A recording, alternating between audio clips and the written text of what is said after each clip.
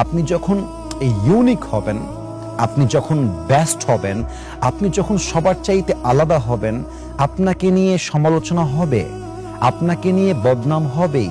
একজন ব্যক্তি যে ওয়েল কোয়ালিফাইড, একজন ব্যক্তি যে আসলেই যোগ্য, তাকে নিয়ে সমালোচনাও হয়, তাকে নিয়ে বদনামও হয়। But never lose hope, never be frustrated, just smile and move on. আরে কিছু করতে গেলে সমালোচনাও হয়, বদনাম হয়। ইউনিক কাজ করতে গেলে আপনি বাধার শিকার হবেন, that's not a big deal. আপনি জাস্ট মুচকি হাসি দেন, আল্লাহকে বলেন, আল্লাহ তুমি তো জানো আমার নিয়াতটা কি, আল্লাহ তুমি তো জানো আমার মনে কোন নিয়াত আছে। এবং যখন কেউ আপনার নামে বদনাম করে, আল্লাহ বলে, বান্দা তুই হতাশ হয়ে যাস না, আমি তো জানি তোর মনে কি আছে।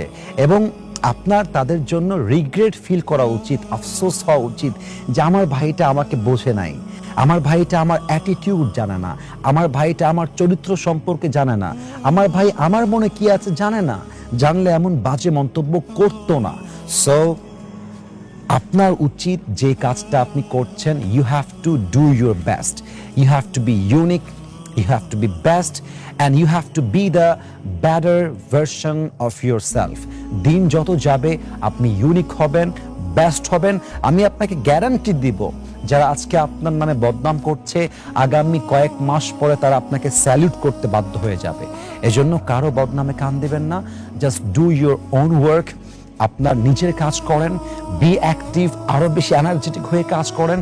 দেখবেন আজকের বদনামকারী আগামীকাল সুনাম করবে, আজকে যারা হেট করে আগামীকাল তারা আপনাকে স্যালুট করবে ইনশাআল্লাহ তাআলা।